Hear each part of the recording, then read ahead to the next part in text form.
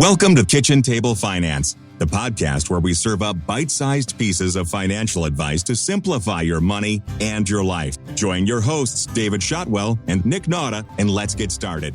Hey, Dave, how you doing today? I am doing great, Nick. I am doing great. I have air conditioning for one of the first times in my life on a hot day. So I'm a happy man. It's a must this time of year. It is. So nothing better than spending your July sitting in your air-conditioned house watching a little World Cup soccer, right? Yeah. For our YouTube viewers, I'm wearing my USA jersey for the big game tonight, which I'm sure by the time you listen to this will be over and we'll be on to the next one. But I have thoughts, but that'd be a whole different podcast.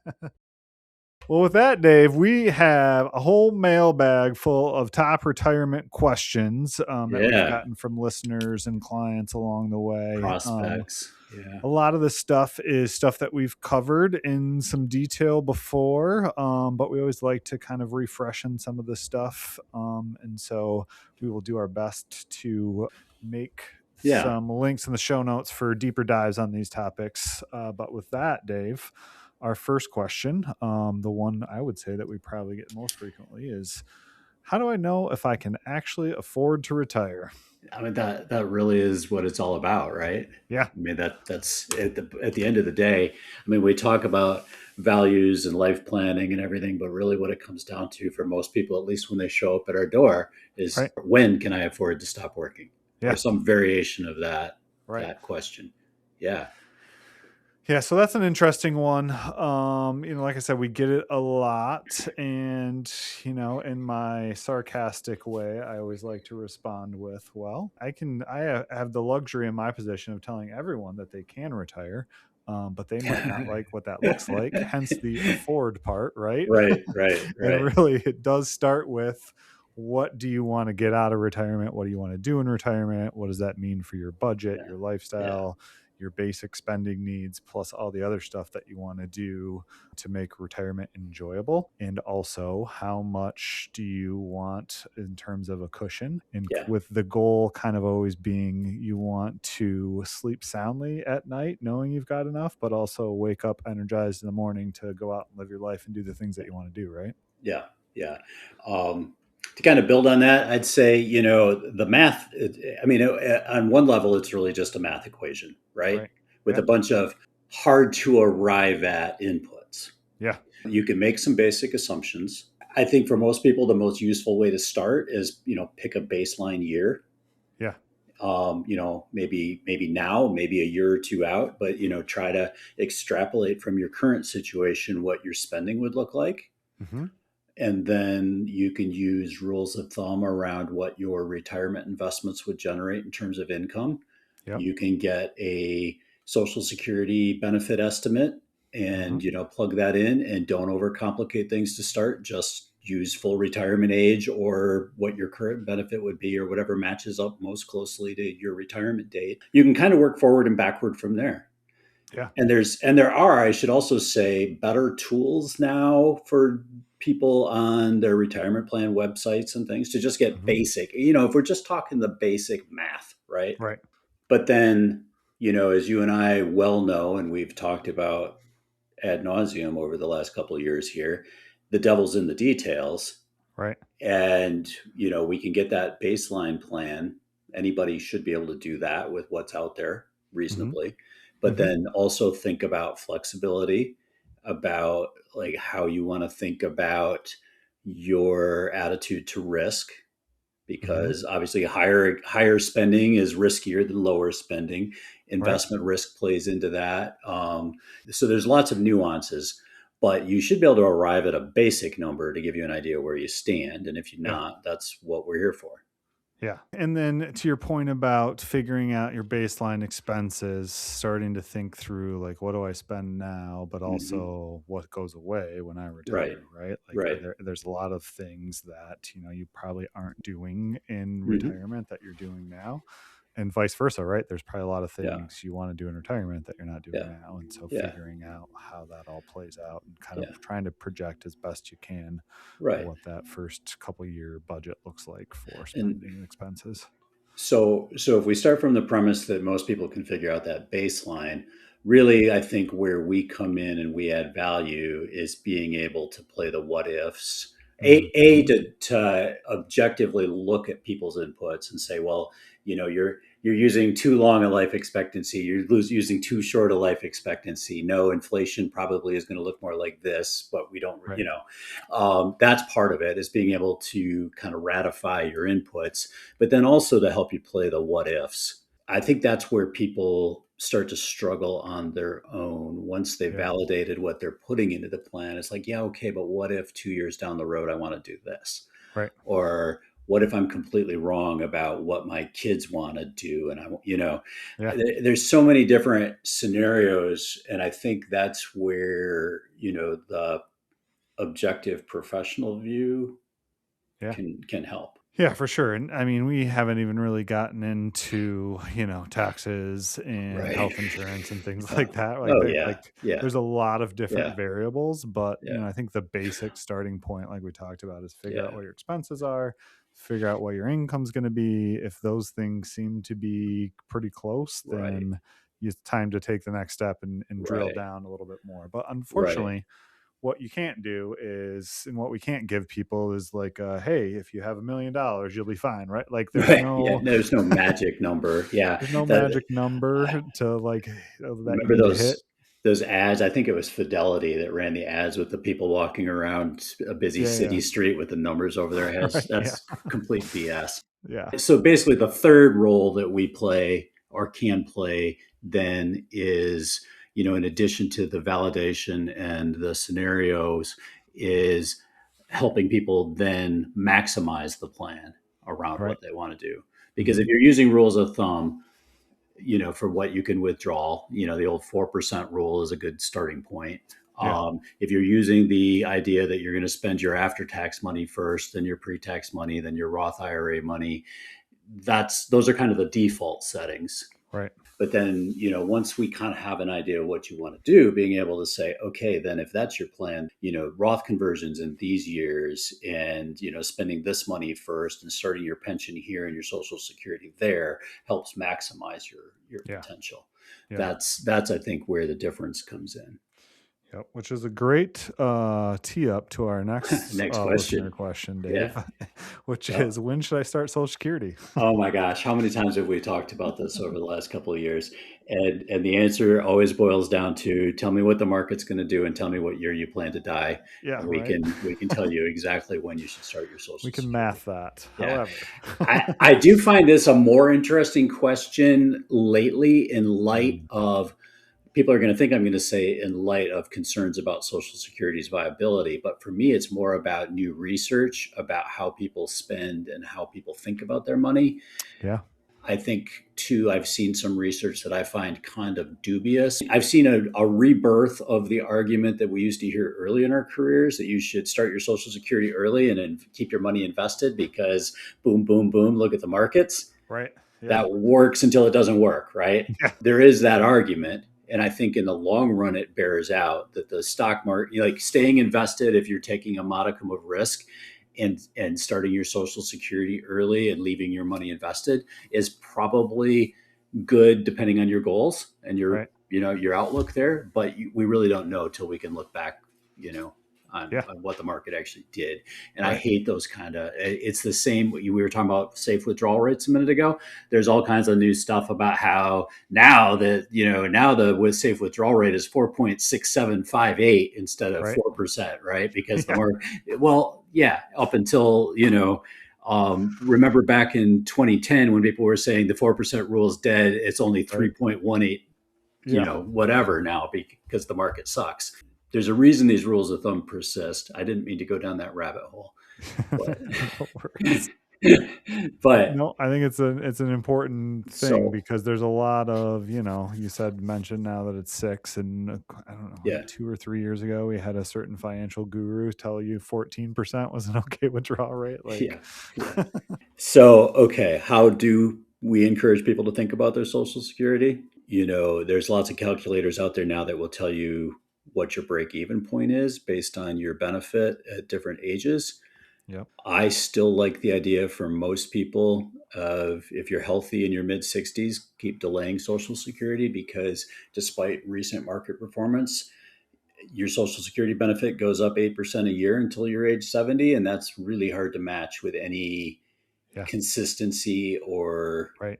I mean, it's worked out lately. Well, there's no risk in it, right? Right. Right. Right. You got to take a lot more risk to get over 8% consistently. And so here's the thing. And again, we end up, explaining why people need to hire financial planners.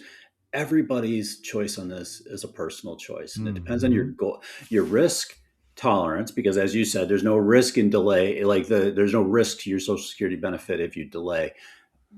There is political risk. We've talked about that quite a bit lately too. We think it's mostly overwrought, but also too, what are your goals? Do you want to leave more money in your portfolio so your children can inherit it?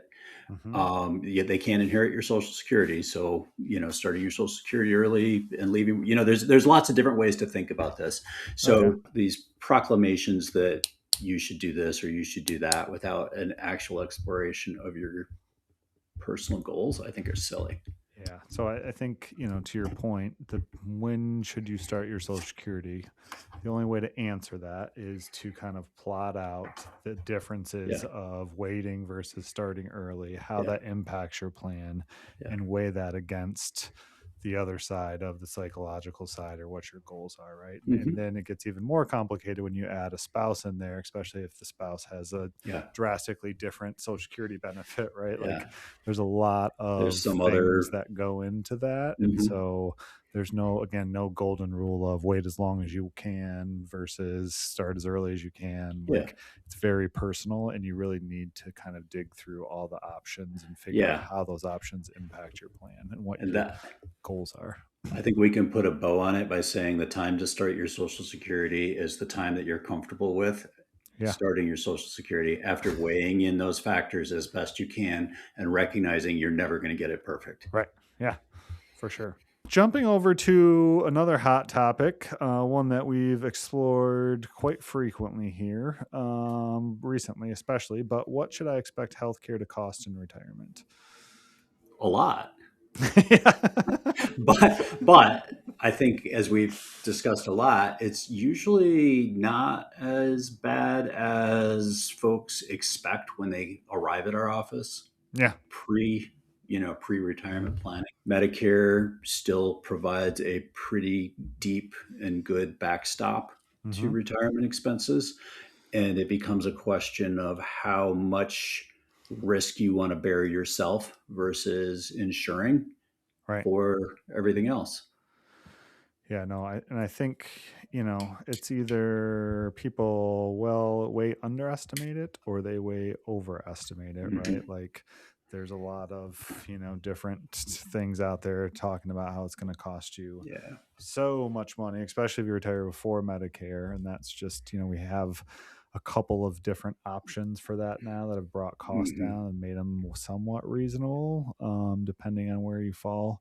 Pre-65, obviously, for our state of Michigan and Michigan State folks, if you want to know, they actually post their retiree health insurance rates. So some of those employees are lucky enough to get part of that paid by their employers, but at least you have like a worst case scenario of what that potentially looks like. And so I would kind of start there and think through that. But to your point, it is going to cost a lot because you generally don't have your employer picking that up until you hit 65. And again, it's one of those things where you have to weigh out, like, how much coverage do you want, what's your health level, what do you want to pay in insurance costs versus just paying out of pocket. All that stuff kind of goes into that equation of figuring out where you're going to be. All right, retirement income planning. How do I turn my savings into a paycheck? Where do you want to start with this one? Well, I always like to start with, because it surprises me. Obviously, you and I do this every day, so it's like it's obvious to us, but not to everybody, right? Like, so if you have a retirement plan, 401k, 403b, 457, can be as simple as deciding how much you want to take every month and having TIA or Fidelity or wherever your 401k company is send you an automatic payment to your bank account on the date you specify once a month. Right. From a Yeah. simplistic standpoint, Yeah. that's all it is, right? Yes. The more nuanced question I think that underlies this is, how do I figure out? I mean, it relates back to the first question, like, how much do I take? Yeah. How do I think about spending my money after savings my entire life or my Right. entire working life? On a basic level, you're absolutely right. And I think you're right. A lot of people don't realize it's that simple to just contact the custodian of your Right. IRA or 401k and tell them what you want to do. Once you're retired, you also have to make decisions around tax withholding, things like Mm-hmm. that. But with retirement plans, just like your paycheck, you can have a certain amount withheld for state and federal taxes. It's really no different in that respect. Right. On a higher level, the things to think about are, what is a safe amount to take, Yep. which relates back to question number one, of Yep. course. And there's lots of ways to look at that. Then how do I change my investment portfolio to match what I'm doing? Yeah. Bottom line is, you generally want to be a little more conservative when you're taking money out than when you're putting money in. The Right. down markets are no longer your friend, so you've got to Mm-hmm. be cognizant of having some safe investments to see you through those times. And then there's the tax strategy piece of which accounts to use first. Right. And that's again, rules of thumb being after tax accounts, then your pre-tax accounts, and then post-tax accounts. Yep. But it can be a lot more involved than that if you want it to be. Yeah. So that's where, when you're talking about retirement income, you're talking about turning your savings into income. Like, there's a lot of different variables that go into that are different for everybody, and what's the right tax amount. Thinking through the tax side of it, but also just the amount in general, the safe withdrawal rate. Lots can go into that, and that's kind of how when you figure out if you're ready, if you have enough money to retire, that next step is figuring out what's the best way to maximize what I have, knowing that taxes and market volatility and all that stuff can impact your plan, right? Right. Sequence return risk. And I think we should at least talk for a second, because I think it underlies this question. If we were getting this question from a prospect, one of the things that may be on their mind when they're asking this question is the annuity question. Yeah. So with the idea there that you can use annuity vehicles, and like with the Michigan State Plan, there's the TIA traditional built right into the plan. Yep. That will give you a certain amount of guaranteed monthly income for life, Yeah. which on the one hand makes a lot of this easier. Sure. It basically is turning a portion of your retirement savings into a paycheck, more or less. Yeah. So you don't have to worry about the markets. You don't have to worry about outliving it. On the other hand, it caps your upside and limits your flexibility. Mm-hmm. So the way I would think about that is, if you tend to be conservative and you like the idea of having fixed monthly income, back into the amount of fixed monthly income that you need, or figure out the amount of fixed monthly income you need in addition to Social Security, pension, other things to make you comfortable. And you can work back into how much should be in an annuity to arrive at that amount. Yeah. And, hopefully that's a low enough number that it leaves you with enough liquidity to still do what you want to. So. Yeah, I think that's a great point. And those, vehicles obviously been around in TIA for a long time, but we're starting to see them pop up in the traditional 401k plans, where they're starting to add those options a little bit more now. Yeah. And so you don't necessarily have to roll over into an IRA to get those kind of lifetime benefits. But certainly something I think everybody should at least look into. It's not necessarily something that everybody's going to turn on an annuity type lifetime income stream, but you at least need to know what the pros and cons are and make the decision that's kind of best for you. Yeah. And I want to add one other comment on this. When you and I talk about annuities and annuitization, we're talking in the pure sense of taking a certain amount of money and creating an income stream from it. Right. that's Yep. guaranteed by the insurance company. There Mm-hmm. are a million different varieties of annuities within that. Um, from my point of view and experience, it is a small subset of them that are good and Right. do what, cost effectively what we're talking about. And then there are a whole lot out there with expensive window dressing built into them. Yeah. So just keep that in mind when we're talking about it in terms of creating retirement income. That's not saying all annuities are equal in this regard. Yes. Okay. So, That's a very good point. so yeah. That is a very good point, and something that you definitely need to be aware of as you're treading into those kind of Right. decisions, because there's a Right. lot of, like you said, I window don't like dressing. them as an investment vehicle. I like them Yes. if they are purely providing Right. the needed guaranteed income that a particular person is seeking. Right. We talked about it a little bit, but should I do Roth conversions is our next question. These have Yeah. become much more popular Yeah. recently. A lot of people are looking into them. So a Roth conversion is essentially when you take pre-tax IRA money, you convert it to your Roth by obviously working through your custodian, but the mechanics from a tax standpoint are, if you took $10,000 and converted it, you'd pay the taxes on that Right. $10,000 as ordinary income in the year you converted it, and then it would Right. go into your Roth IRA, which presumably, if you meet the rules, would not be taxed when you take it out in the Yes. future. So if we want to talk in generalities, if you can convert money from pre-tax IRA or retirement plan money into Roth without throwing yourself into a high tax bracket or a higher tax bracket than you anticipate being in down the road, Mm-hmm. that's generally a good thing. Yeah. It's again one of those where not everybody's going to do it. It doesn't make sense for everybody, but for Mm-hmm. certain people, it certainly can be very appealing and can save you potentially, right? And I say potentially because you have to make some assumptions when you're doing tax planning, especially when you're thinking about Roth conversions. And the assumption is you assume that you're going to be in a lower tax bracket when you make the conversion than when you actually take that Right. money out in the future. And if Right. that for some reason changes or doesn't happen to be true, then you actually end up paying more in taxes and it Yeah. doesn't save you any money. So like there's a lot of assumptions that go in there. But it's something that I think everybody should take a look at from the Mhm. standpoint of, what are my taxes now? What are they going to be in the future? And are there things that I can do to mitigate future Yeah. taxes that make sense? Exactly. We have a whole long episode on the mechanics of that and Oh yeah. the planning and how to think about it, that we'll Just throw in the one. show notes. So last question here, Dave. And I think this is one that's come up a lot more recently.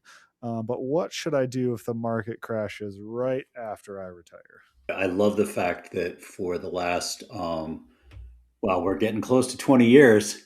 The Yeah. last 18 or 19 years, anyway, our favorite financial planning program actually lets us run a scenario for clients as though they had retired in October of 2007. Right. Yeah. And which you and I well know, I think it's tattooed on the inside of my arm somewhere, that was the peak of the market before the financial crisis. Yep. And so, if we really want to crash test a retirement plan, you have somebody do everything like they're doing today, but do it as though it was October 2007 for market returns, Mm-hmm. right? So, what do you do if that happens?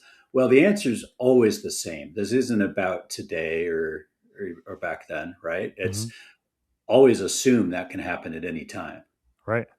and allocate your investments accordingly. Yeah. And the way we look at that, the way I think you and I do this the same way.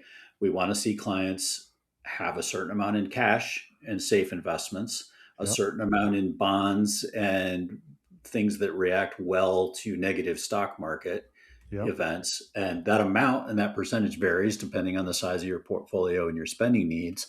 But the idea is I want to be able to look at a portfolio and know that we could go 2 or 3 years without selling stock at a 25 or 30% loss if we needed to. Right. And that is key to being able to rest easy during those times, right? Yeah. The question is, what should I do if the market crashes right after I retire? And the answer is, there's nothing you can do at that point. You should have done it all before, right? Right. Oh, yeah. What you need to think about there is, like you said, go through that exercise of what it's going to mean for your retirement, what it's going to mean for your retirement income, so that you're aware of that, so that you're comfortable, so that you can allocate properly, so you're not surprised by it. Because the worst thing that you can do is, change things around or do something or sell your stocks after the crash. Like, that's the stuff that you're not going to recover from. So make sure you're fully aware of what that looks like, so that you can start thinking about how to react the right way and not go into a turtle shell and take everything out of the market and not be able to see the recovery come through. And this is the hard part, really, because if you had retired in October 2007, in the middle of 2008, you would have felt like you had made the worst move and everything would feel wrong.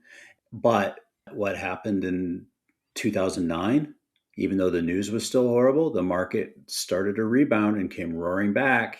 And, if you had made rash decisions on short-term outcomes, they would have become long-term negative outcomes. In other words, if you had gotten out of the market because of what was going on, you never would have made your money back, and your retirement would have been negatively impacted for sure. Remember your market principles. We've talked about these before. Long-term, market goes up as productivity grows and the economy grows and we innovate. That's been a truism. In the short term, anything can happen. And just remember, don't confuse the short term with becoming the long term. Right. The other thing we harp on is being flexible in your spending too.